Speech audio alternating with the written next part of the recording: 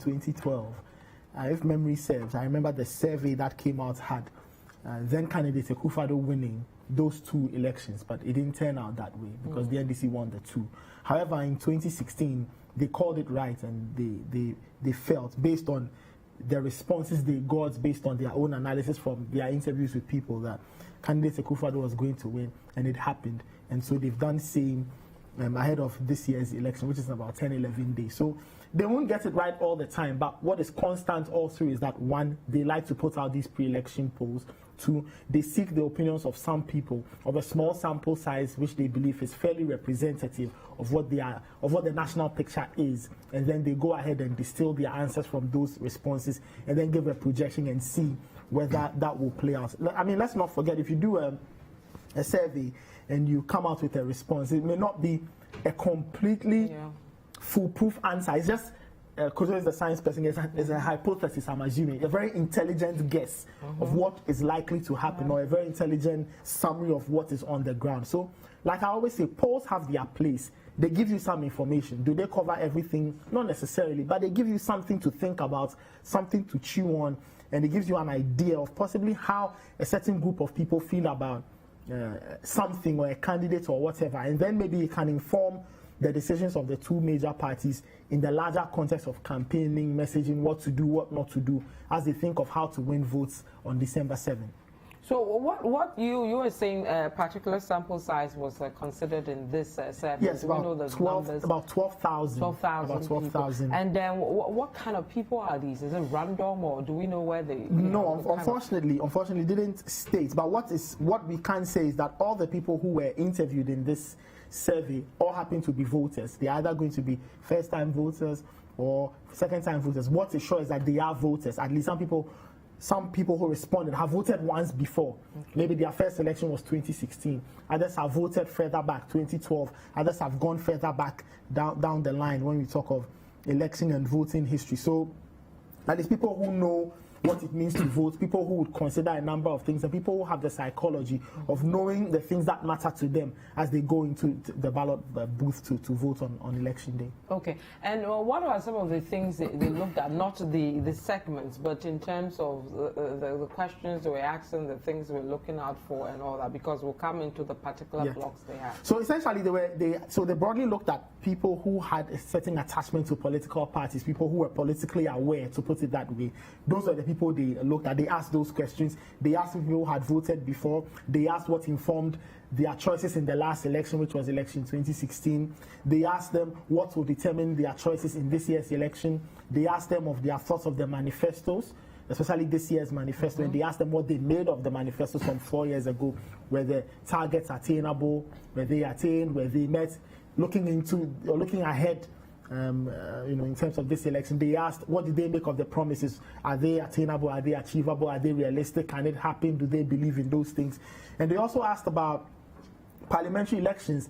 What did they make of the IMP? What will determine their choice in the parliamentary election? Did they think that the IMP would maintain power?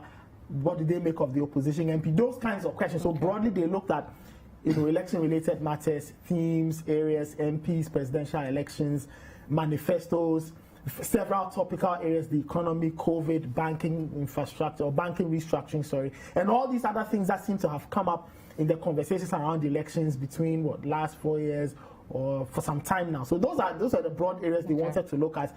And then based on each topical area, they gave a response, who answered what, who said this, and they did a ranking of several opinions, several ideas, several concepts, several contestants and candidates, and they came out with their report. Okay, so with all that in mind, I think we can start with the real meat of this survey and then look at the other things that have come up with in this survey. I think the real thing is who is winning the 2020 elections according to this survey. And if you guys can take us through that, I think that is found on page 68 of that report, yes, which breaks down who is getting what and all the 12 or so. Yes, so they asked respondents to give their take on the candidate or which choice of candidate they would vote for if elections were held today. So they listed all 12, and then they created a portion for the undecided, because you always find those who are undecided, or like Kojo likes to call them, the none of the above people. You can put them there for now for the purpose of this discussion. So from their results, 6,179 people, right, from the number they interviewed said that if they were to vote, they would vote for candidate Akufo-Addo or President Akufo-Addo, and that 6,179 number represents 51.7%. Okay. Right now, the next line represents the people who would go for candidate Mahama, and that number represents 4,832. And that represents 40.4%. So 40.4% of the respondents said if they were to vote today, they would vote for candidate Mahama.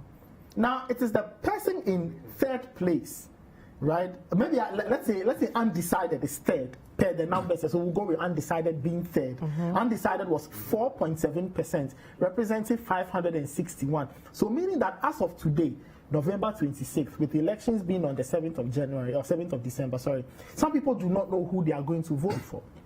So it could mean a number of things. It could be that they are not impressed with any candidate, or they've not actually assimilated the messages and have not made a choice. So they are undecided. And like I said, I cannot determine which is which, but we'll put them all in that group and see people who don't know who to vote for or are possibly not interested in any of the 12 candidates. Then you go to the fourth candidate who appears on the list in terms of ranking and all of that. It's Christian Kwabena Andrews of GOOM. GOOM is number 3. Yes. If you look at CPP, PPP, and all that. Candidates in the purest sense of the word, GOOM gets 167 votes. 167 people say they would vote for GOOM, representing 1.4%. Okay. 1.4%. Are we surprised by, I mean, if this is anything to go by, are we surprised that the number 3 GOOM is claiming in this survey? In terms of the results, well, the political science department. The first day we had a conversation about him, I described him as a religious entrepreneur. You remember that? Yes, and we're like, why? Yeah, I remember that. Yeah. Because for someone who has Fire TV 1, Fire TV 2, before he declared his intention to run for president, I used to watch his TV station for comic relief. Let me just put it that way. Because sometimes some of the expressions and all, not to downplay the fact that he has a job he's doing, right? Now, I think he has a lot of audiences.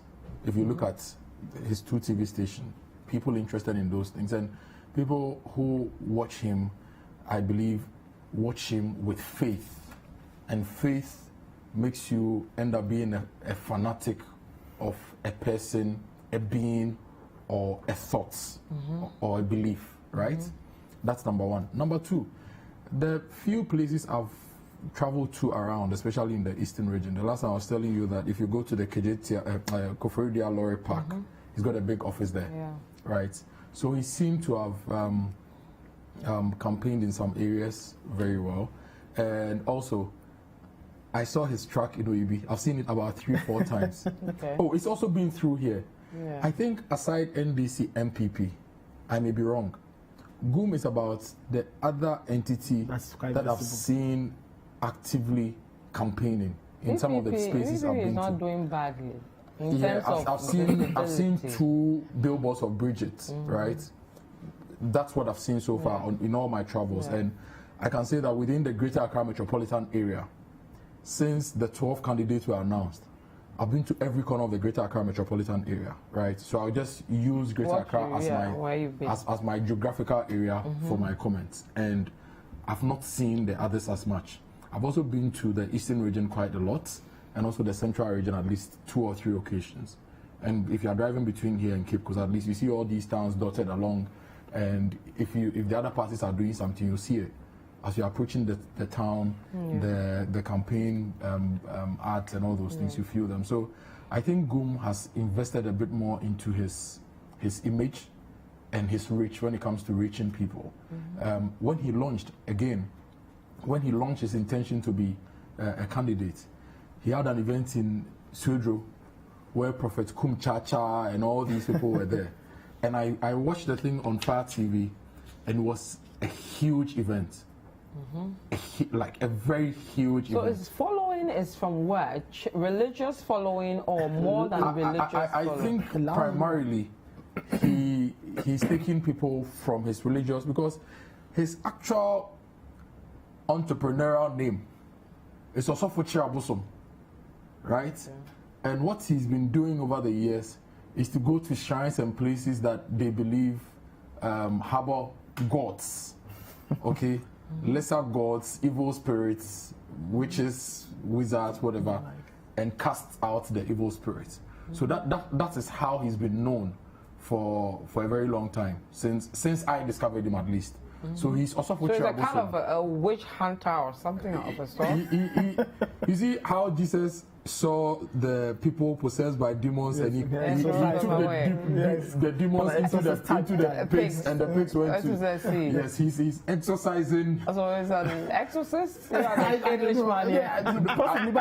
think the most apt descriptor for him is religious entrepreneur. Okay. But He's sort of a pastor who has businesses, who owns media houses, right? So if you put how the whole thing is, I think I think he's taking a lot of his following from his religious activities into his political activity, and he also played a lot on the Kwame Nkrumah story and the Kwame Nkrumah legacy, and the fact that Kwame Nkrumah did that, so Kwame Nkrumah did this, Kwame Nkrumah did that, and we are not seeing that. But how come he's been successful at that and CPP has been struggling with that? Because CPP doesn't own any media outlets. It's the reach. Okay. CPP, aside what was cultivated for them in the 1950s, before independence and during Nkrumah's reign, CPP has disintegrated over the years. If you look at their at the results they get during the elections, we are not seeing improvement. Right now, if you watch Fire TV, there's a presenter and there's a chairperson of the Fire TV. I've forgotten his name. There's this man who would come with Kwame Nkrumah's 7-year development plan and a whole lot of other documents, taking people through the thing page by page, agric, housing, this, that. So when he goes through what was planned and what is supposed to be, he talks about what is and what we could have done to do. So I think he has the advantage of having a media house. He has the advantage of having a key constituency, and that constituency is the people who believed in him as a pastor, who followed him fanatically, and now who he's been able to convert as a politician into his following. So I'm not surprised that he got some 1.4%. It's not that bad for a starter to come and overtake the PPPs, CPP. Akufo-Addo has been in the industry since at least 2012, been heard and been seen, right? Overtake them and overtake all these other names. And I mentioned PPP because 2012, 2016, we saw how the PPP campaigned, how PPP was visible, how they became the third force, right? And now they've gone through their phase because of Dr. Indum's issues in the financial sector cleanup. So for a first timer, getting 1.4%, placing fourth after undecided, aka none of the above, is quite impressive. And the other thing is, if you look at the sample size of the Legon survey, it's about 11,900, approximately 12,000 people. We are looking at a voter population of 17 million, right? Let's say 17 million. That's a respectable sample size. If they manage to capture data from all the various constituencies, okay, if you strike an average of the number they have, at least 43 people per constituency, if they manage to get responses from all the constituencies, then this could give us a picture or an insight into how December 7 may pan out, and what the parties must do now with about how many days to go? Is it 11 days to go to consolidate their gains? Whoever is leading would have to work on consolidating their gain. Whoever wants to lead would have to work on snatching other people based on their messaging and the last minute apport that they would drop for voters to make a decision. Okay, Nathan, cool. I am surprised, but on the flip side, not too surprised, and especially the fact that he mentions a lot of the Kwame Nkrumah thing. I think everything works for him in the fact that he has TV, he has a channel, he broadcasts on, he has a following, he can fall on, at least a few people who vote for him here and there.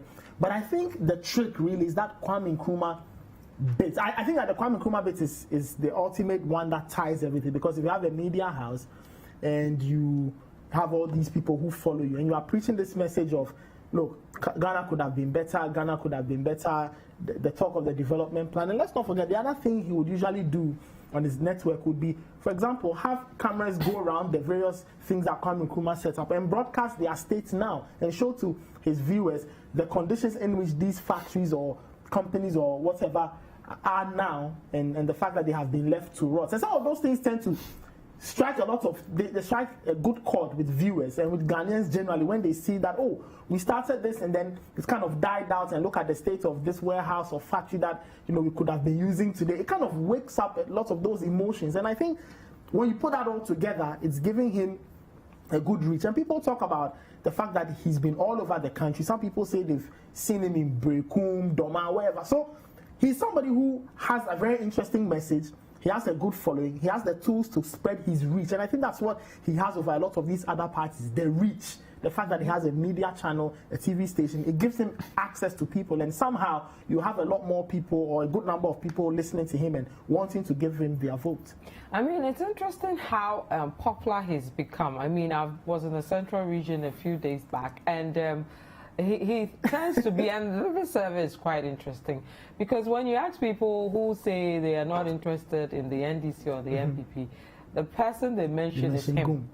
And the people who are not happy with the NDC and the MP, the person they want to try is him.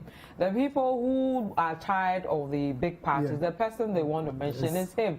And he immediately they mention him. The people around all jump into the discussion, and then it picks up. You see, in radio programming, let me give you the Kumasi example. In Kumasi, if you are programming for radio, right, and it's mass radio, you need to get certain things right. You get your political shows right. You get your religious shows right. And then you get your, what do you call it? You get your sports right. Then music will be a bonus for the people. There was a time in Kumasi, there was a man called Ochinoko. What? Ochinoko. Ochinoko. He was the hottest kick in the Kumasi radio industry. Do you know what he was doing? Every evening, he talks about all these things, spiritual matters, witchcraft, whatever, this. And he could command about 50 to 60% of the audiences in the evening. Okay, so Kojo, 1 second. I just wanted to say, for those who don't know, the GUM flag bearer, Christian Kwabena Andrews, that's him on your TV, so that's him. Okay. Now, he could command like 50 to 60% of the audiences in the evenings, right? And the big radio stations all wanted to poach him. With time, we realized that other stations were creating similar formats. Okay? Now, I'll give you another example. Look at how Obinim, Prophet One, Apai Life, and all these pastors and religious entrepreneurs were fighting for prime TV airtime. And look at how media houses were chasing them. Look at how media houses, especially the mass media networks, had to create space on their networks for religious programming. It was a cash cow because these people are getting money. They're bringing them the audiences. And it was an easy job to fill your airtime with content. So the point I'm making is that Ghanaians generally, one, we like to hear stories. We like to see things. We like to feel things. That's number one. Number two, drama. We like drama. That's the thing. And number two, the religious entrepreneurs have been able to dramatize the Bible and other things they've linked to the Bible or other things they've taken out of the Bible. That's how come when they do events, they are huge. I'll give you an example. There's this man in Kumasi, Kesben's brother, Mokpa. Should Mokpa decide to run for president now, right, we'll feel the same GUM effect. Maybe it will even be bigger. Because this is a man who will fill a whole sports stadium for prayer sessions. And if he does it every day of the week, he will fill the stadium every day of the week. So they have top of mind to recall when you mention their name. So if I mention Christian Kwabena Andrews to my mother, GUM, I'll bet you GUM. she remembers it. I'd have to explain Kofi Walker and all these other people before she knows there are other people. And sometimes in politics, it's being known, being seen, being felt. And I think he's played his game very well by bringing all those elements in to show up his popularity and his public reach. Reaching a lot of the people in the rural areas, in the urban areas he's trying to push. Look, I've not seen him in cantonments or East Legon, but I've seen his tracks in Oyibi, in Amrahia. You know, so he's particular with the people he wants to reach out. I think he's doing some very good targeting. He knows that there are some of us he may not get. Yes. Yeah. There are these people he may not get, but the people who believe in the exorcism and the drama, the drama thing, yeah. he will target them and make some votes there. And if in December 7 or 8, when we get the results, if the results come and it tallies, then a lot of the theories that he has worked with may have been right and worked for him. Okay. I want to go to the EC. Remember when the nominations, the filing of yes. the nomination thing happened? He was there as well. Let's go to that video at the time and what he said when he filed his nomination to run as president of the Republic of Ghana. Oh, in actual sense, I know definitely I'm going to win. I'm going to remove MPP and NDC. They are not going to come to power again because they are destroying our country. What makes you have this conviction? Because of the work that I've done. And the youth of Ghana too are suffering. And the test is there for everybody to see that most of the people, they are in trouble, that we need to save this very country. You see, the elites thought maybe those who are who have gone to university, they have a class, they have lawyers, and the others, they have to come in the political scene. And that is the mistake that they are doing. And one day, we are going to prove to them that they are going to fall and then we are going to rise. Because you see, during the Nkrumah's era, that is what happened to Nkrumah. They thought Nkrumah would not be able to come to power because they have lawyers, they have judges, and they have these university graduates and the others. But Nkrumah won because the youth were looking for Nkrumah to come. That is what is happening nowadays. Are you looking for Gum? Oh yes, looking for Gum. Definitely, Gum will come to power. So that's Mr. Kwabena Andrews there, the flag bearer of GUM, according to the Political Science Department. If we run the election today, he's likely to come up as the third person most people are likely to vote for. Let's look at the others that made that. Number 4 is the CPP, yes, right? Yes, Ivor, Kwabena Green Street, he will be getting about 98 votes, or he got 98 respondents here, representing 0.8%. So, I mean, he's... The next person on the list, Akufo-Addo, I'm surprised at where she's been placed. 27 people responded, you know, and so 27 people said they were going to vote for her. That's one more than Bridget Jogbenuku. But... only, two more than Bridget. Bridget is 25. Okay, 26. I have 26 here. Okay. Okay. I think that's on a different table. Bridget is 26. That's 26. Akufo-Addo got 27. Hassan Ayariga 10. David Apasara 11. 26. Henry Lati 6. Kofi Akpalu 7. And it goes on. Nana Kunedu 23. So, for Akufo-Addo, she also, I won't say that she has a large consistency. I think that people just find her quite interesting. You know, because if you listen to her, how she articulates her ideas and all, lots of people look at her and they find her quite interesting. So I suspect some people may believe in what she's saying. I can't tell, but it's Gum who you notice that he's got people who are not only looking at him because they feel he's different, he's a maverick, he sounds interesting. Some people think he's there for comic relief, but you have a good number of people believing that he has this message that they like. So I'm not too surprised at some of the numbers I'm seeing concerning Akufo-Addo, Bridget Jogbenuku, and others. I'm not too surprised, but what is surprising is how they could not top that's Christian Kwabena Andrews, and they placed where they placed. But I mean, for them, we don't know what they will do in the election, but it's almost likely that their numbers may be very minimal. I don't know what they've done between last election and their now. Numbers are actually minimal, because if you're looking at 27 out of 11,949. I mean, even if you That's scale like it up to the entire country size, you can imagine how much they will be getting. But I am surprised that Akufo-Addo is ahead of people like Hassan Ayariga, people like Nana Akufo-Addo Rawlings. Because she's around. She has some recall. Yes, but you see. That's why earlier I was asking about the sample, the people who, the respondents to this so thing. you see that the survey doesn't tell us who exactly. Yeah. The survey does explain where they went. Yes. And where they spoke the people, where they spoke to the people, and they also told us that all of them were voters. That's about it in terms of the identities of the respondents. So I don't know. Maybe if we knew the demographic mix of who they spoke to, then maybe you would get a better idea of why Akufo-Addo is getting 27 of the responses as against 26 by Bridget Johnson. Yeah, and the interesting thing is all the women in the list, they all had 0.2%. They are quite close. Akufo-Addo with 27, Bridget 26, Nana Akufo-Addo 23. Reason why I said I was a bit surprised, but this is politics and people have different reasons of choosing. Because if it comes to the recall, none of the women have a higher record than Nana Akufo-Addo Rawlings, I think.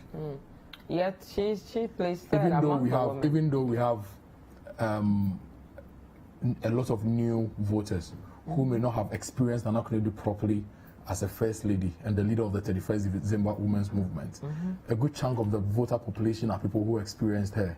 But the point again is, I'm not surprised because this is politics, because she broke away from the NDC. She attempted to be running mate in NDC, it didn't work. There was Fonka Games. She was vice chairperson of the NDC. But you hold on with that, those thoughts. We'll be back in a bit. We have to take a quick break, but we want you to be part of the conversation. Are you surprised that the presidential candidate for GUM is likely to be the third in the outcome of the presidential elections for December? Let us know who you think will win that election. The Political Science Department believes Nana Akufo-Addo may be retained as president in December when we go to the polls. Send us a message via Facebook or Twitter. Remember to add the hashtag Voters Diary, or you can send us a message via WhatsApp. The number is currently on the screen of your television set. We'll be right back.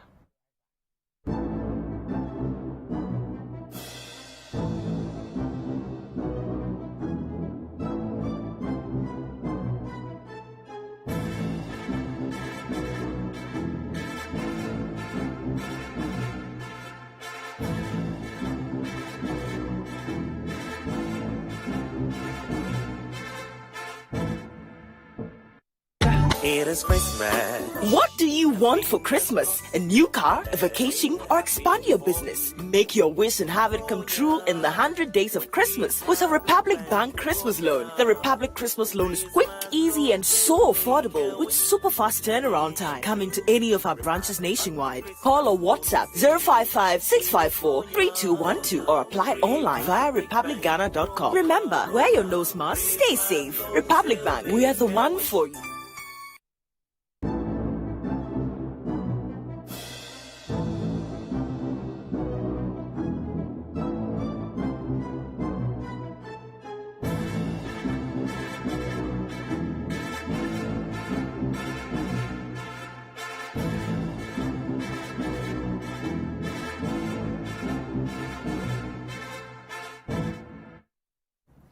You're welcome back to the Voters Diary. My name is Vivian Kai Lokko. I'm here with Nathan Quao as well as Kojo, Akoto, Boateng. We're looking at a new poll which suggests that President Akufo-Addo is likely to be retained as the President of the Republic of Ghana on December 7th. The second person in that election is ex-President Mahama, who is likely to come in as number 2. Number 3 is likely to go to GUM. Mr. Andrews, who according to the poll is likely to be voted. The third person electorates are considering as president of the Republic of Ghana. Interestingly, the women flag bearers are not doing so well.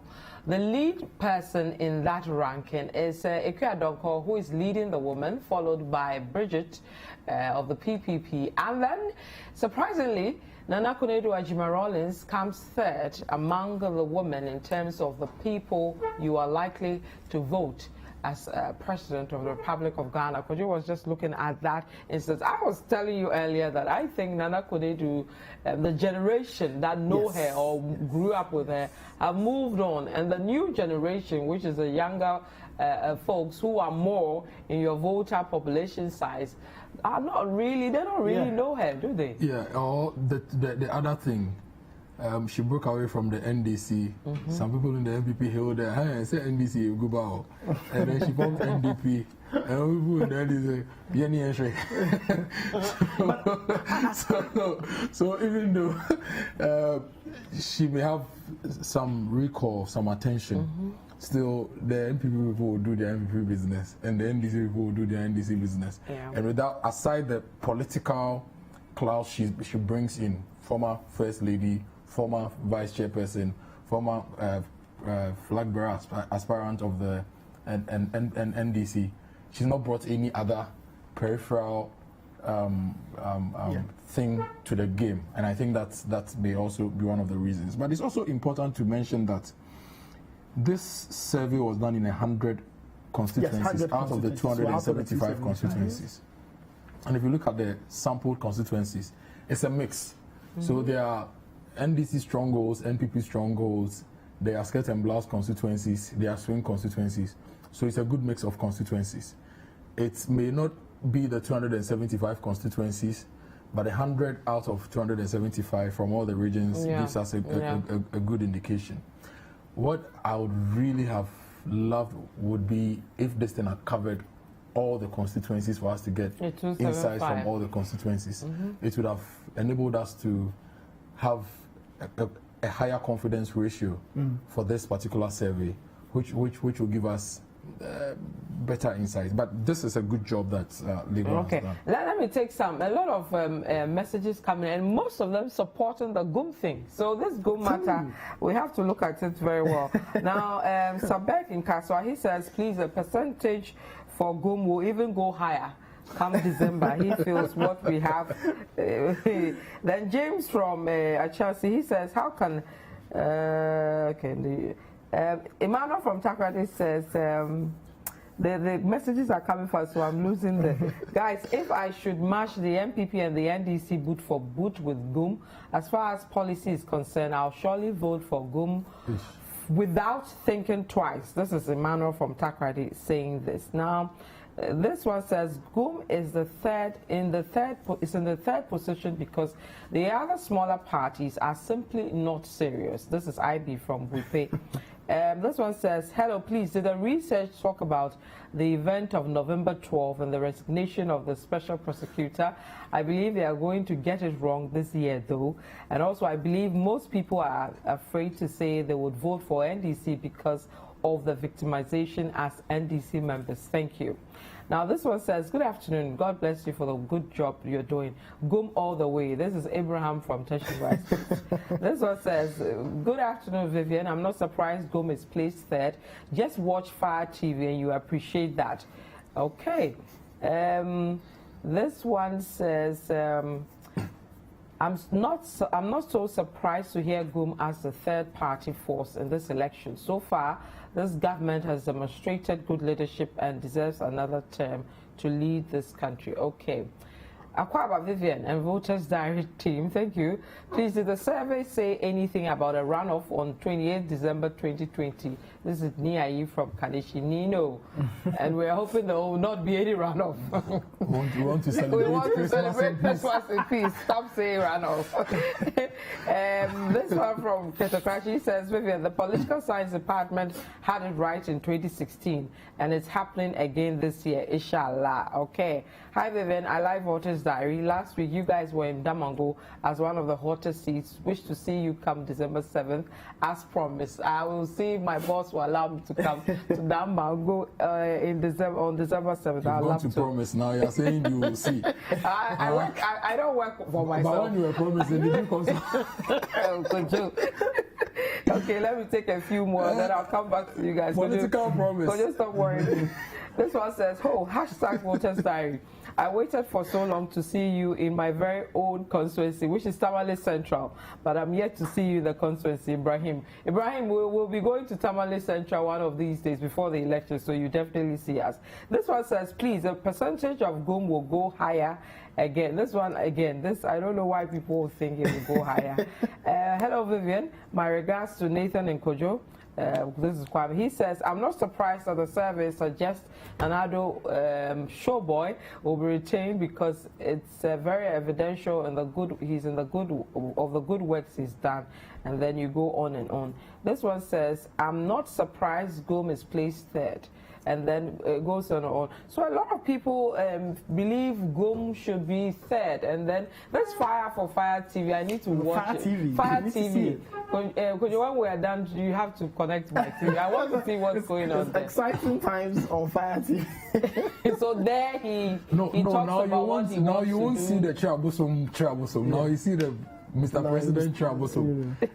But I mean, like Kojo said, so essentially what happens on the channel is that, I mean, it's basically a religious channel because of what he does. He's a religious man, a man of the clergy, man of the church, and he does his things. And then the aspect really that gets people excited is when he goes around doing the exorcism thing, okay. You know, going to the shrines, the supposed shrines, pulling things down here, and that's what excites people. And then there's this added bit of the other person, the associate who shows up talking about Kwame Nkrumah's development plan and all of that. Like I said, if you put that mix together, you have somebody who captures a good amount of attention, and he's realized it, and he's utilizing that attention by contesting the presidency, and it's no surprise he's getting some of these numbers. Okay, so earlier you guys were asking some questions about what they considered, what they looked at and all that. Let me go to this video of one of the researchers in this survey or polls and see what they've been saying about this polls.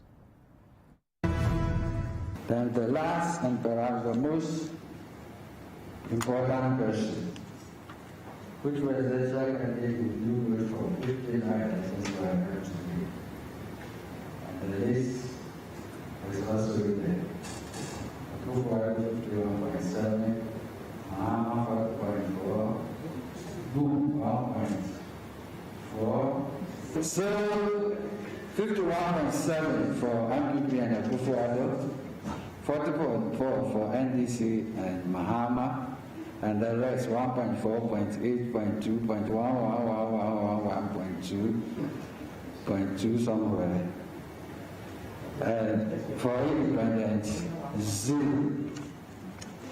Then you ask them again, are you sure that you are going to vote for the person you said you will vote for? And like I've mentioned earlier, 80.9% said they were sure. Other than that, 11.9% said I'm somewhat sure. Only 1.3% says I'm somewhat unsure. And then the rest said I'm very unsure. So that's Dr. Frimpong Duku. He's a lecturer at the Political Science Department of the University of Ghana. He's also the lead researcher for this survey, which is suggesting that President Nana Akufo-Addo is likely to be retained as president come December 7th. But let's look at the other things that came up, the base on which we're seeing this. Okay. So we know issues, policy-based issues were in that, government policies among others. Let's start with the policy-based issues. What are they talking about, and how did people respond to these policies? If you check page 20, mention one key issue that will affect and determine your votes in the December elections. So the issues are mentioned: management of COVID-19, party affiliation, government policies, campaign messages and promises, corruption, the strength of the opposition and alternatives provided, the management of the economy, the American elections. I hope you get why the American elections is there, because he said that when the Democrats win, then this when But now that narrative has changed all of a sudden. that's why it's important to have the American elections there. You get the whole thing. Yeah. Now, and I think it also gives us a possible hint. I could be wrong as to probably when the survey was done. yeah. Because the weight in terms of news value of the American election is diminished now as compared to, say, 3 weeks ago. That's right. You know, so maybe that gives us an idea of when this When poll they was did done. this, okay. You know. And in all this, government policies was number one. The thing that will determine the votes. Now, number two was campaign message and promises. So government policies has 35.8%. Campaign messages and promises has 23.8%. And then we come to party affiliation, 18.1%. So for those people there, they've not heard anything. It's just because I am NDC, MPP, GPP, GCPP party affiliation. And then there is the group that is looking at COVID-19 to make their decision, 8.2. And then there is the management of the economy, 5.9. The corruption-related issues, you know, we've seen corruption being a lead Corruption was a big thing in issue. 2016. Yes, but now it's Not only big. 4%. Only 4%. Yes. Wow. And the strength of opposition being at 2.6%. American other 1.4%. American election 0.3%. Economy also used to be very big. Yeah. But it's at 5.9%. So economy is also at the bottom. Yes, but maybe the government policies can compensate For the economy, right. because I think that whatever government policies or whatever policies any party is talking about and pushing would also affect how the economy grows. If you are doing education improves the human capital of the country, which improves productivity. If you are doing health, it improves the human capital, which improves productivity. If you are doing, say, an infrastructure drive, it's going to employ a lot of people. There'll be money in circulation. There'll be manufacturing in the construction and infrastructure space, jobs. So I think that the economy being a standalone thing gets in a lower point. So it probably captures the unemployment, yes, infrastructure, and all that. because government policy as an item is not a standalone thing. It captures a lot of things. That all come into building the economy. Whatever you do, if you do agric rights, it adds on to the GDP, economic growth, your earnings, your food costs and everything. So I think No, a lot of people are sending me messages on whether the banking crisis as well as the special prosecutor was in the things people considered to take their decision. No, the special prosecutor doesn't get a mention here, even though if you look at corruption, it got... Now, Tinamido is not there. Yes, it got 4.0%. But like I said, again, it may give you an Maybe the idea. time. as to but the banking timing. crisis is in here. Well, so yes. I mean, if you if- look at the breakdown of the government policies, Yes. as I was saying earlier, economy is 5.9%. Government policies is 35.8%. You put the two together, you're looking at 41.7%, right? And then you come to which of these government policies resonates well with you, and may determine your vote in the 2020 elections. There is free senior high school, which is number one at 62%. Yes. There is planting for food and jobs, 5.0%. NAPCO, 4.2%. One district, one factory, 3.9%. And then there is banking restructuring, negative, 1.5%. Then banking restructuring, 0.7%. So that's really low. Yeah. But if you put the two banking restructuring items together, you're looking at 2.3%, which is more than 1 million per constituency, one village, one dam, anti-galamsey fight. And all these are elements within the conversation. And management of the economy, again, under the government policies also comes up. And within management of the economy, it's 2.5%. So economy is still not a big one-line item. Free senior high school looks like the biggest thing, which which Free people senior responded high to. school is so big, and now the issues, it feels like it's Free Senior High School and the others. And the others, you have to probe before, like what if you're speaking to voters, before they say, oh, okay, this, but everybody seems to be rallying around. It's huge. For some parents, they feel that it's come to relieve or give them some relief in terms of paying school fees and all of that. Some people are not happy with how it's been implemented. So I feel that whichever way you look at it, it's a huge issue. It's why it's dominating a lot of the campaign rhetoric. You know, the president saying that the MPP brought free SHS, it's going well, they will improve it.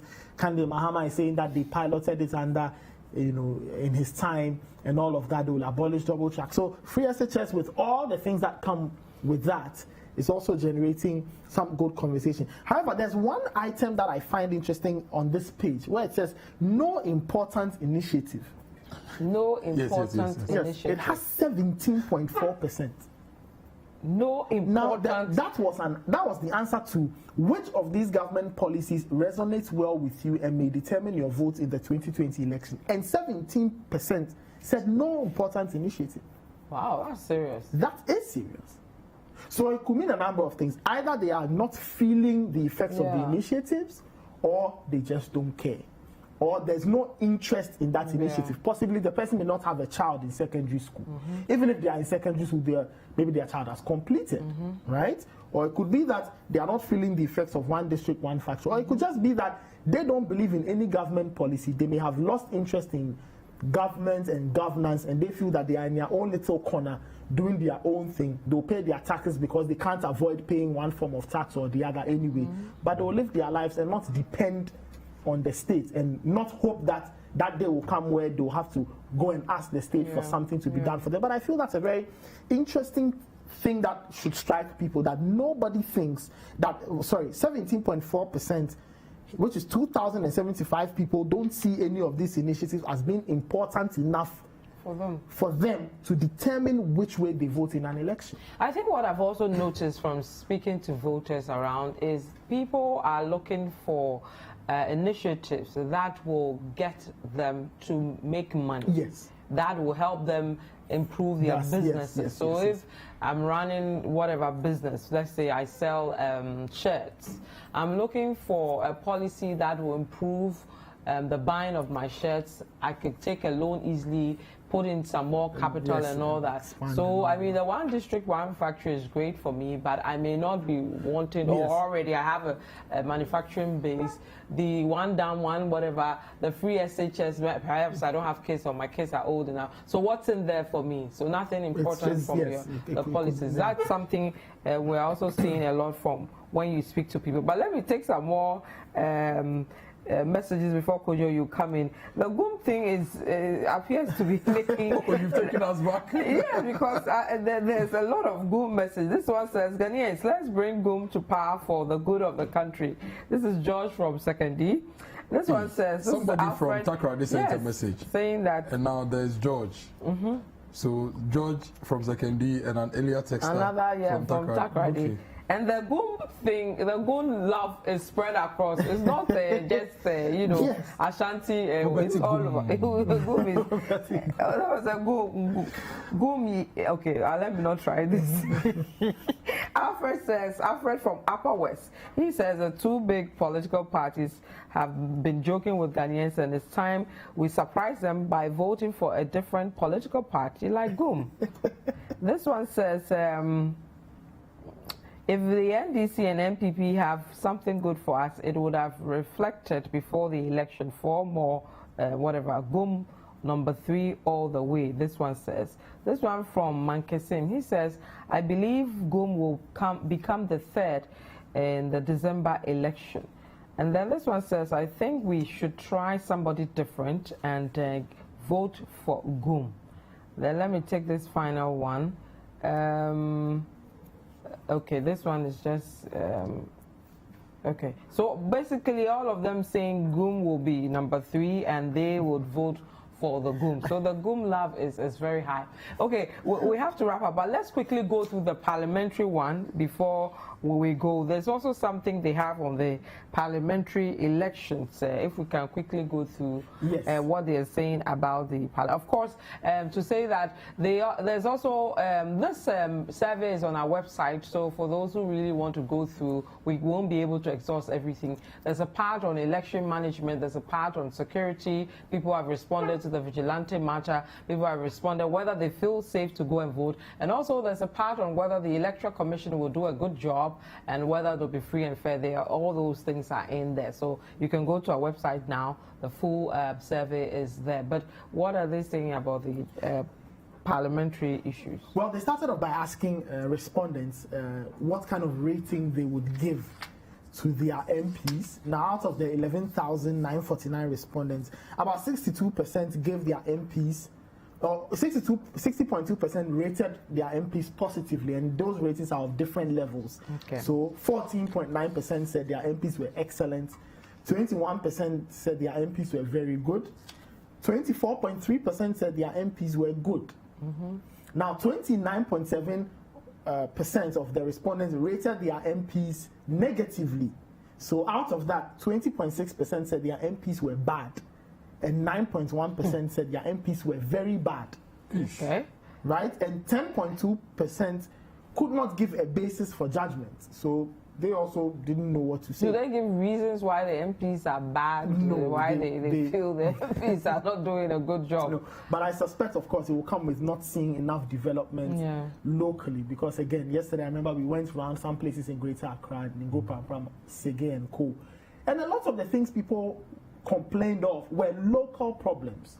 So probably lack of water, no jobs, the roads were bad. Sanitation, those kinds of things. And those things, they feel that those things cannot be affected much by the presidential ballot. Yes, the president will give a policy direction and all of that. They feel their MPs are in a position where they can better influence those things. So I suspect the parliamentary elections will be quite heavy. Now, they also went on to find out if your MP's performance, based on the previous rating, would affect your vote in the 2020 election. Now, 46.2% were insistent that how their MPs performed would determine how they voted. Definitely. And 44% said it would not. And nearly 10% said they were undecided. So again, you still have a good number of people who are very unsure of what they are doing.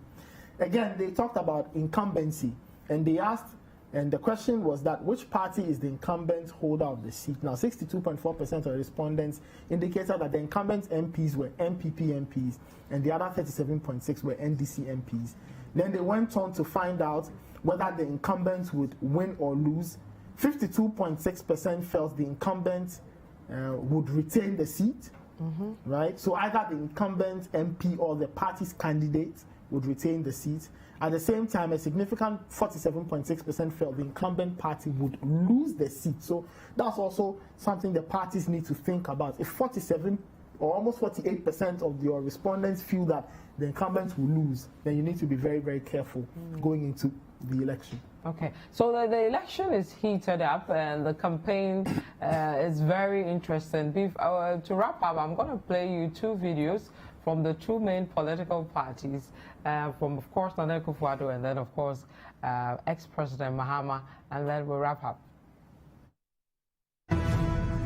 You can't go to the presidency of Ghana on fabrications, misrepresentations, and outright lies. It is not possible. The Ghanaian people will not permit it to happen.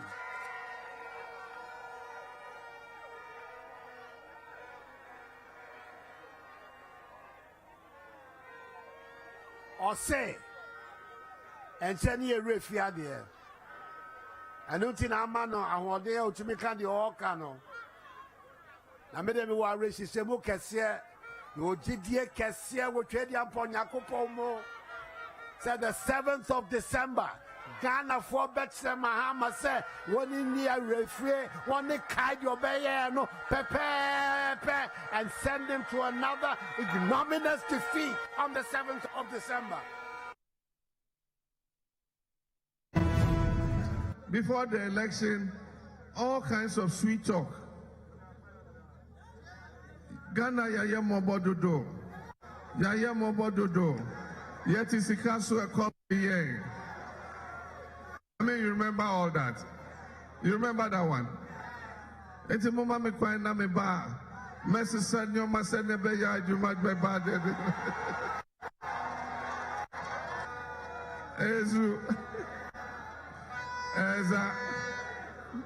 But what he didn't realize is that all slangs that they used to govern a country, it is hard work, honesty, and truth. So I remember the other one. He said, you bet me assess your mind no Abraham Kojo. He says, oh, the money is there. We can develop this country without going to borrow. Today, look at it.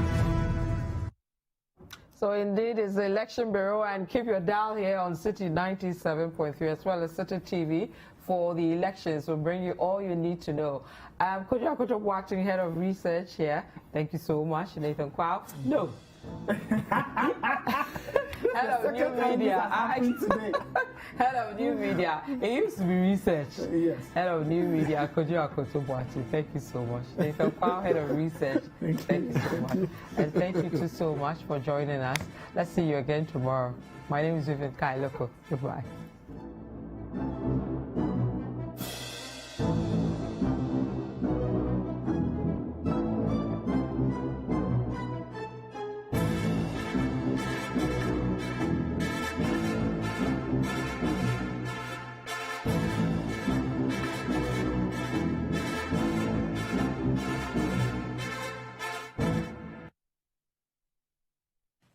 Voter's Diary is sponsored by Samsung. Samsung, inspire the world, create the future.